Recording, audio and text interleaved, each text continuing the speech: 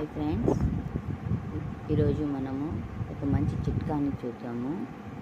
ముందుగా ఇదేందో చూసారా,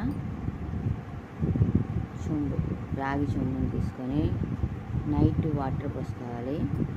దాంట్లో కొంచెం మెంతులు,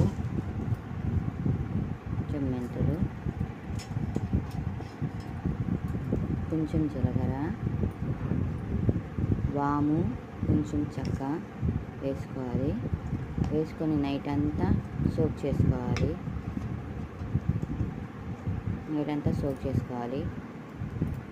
మార్నింగ్ లేయంగానే ఈ వాటర్ని తాగడం వల్ల బ్లోటింగ్స్, గట్ ప్రాబ్లమ్స్, ఎక్కువ స్టమక్ ఉన్నవాళ్ళు, ఎక్కువ కూర్చొని చేసే వర్క్ ఉన్న వాళ్ళకి చాలా యూస్ఫుల్.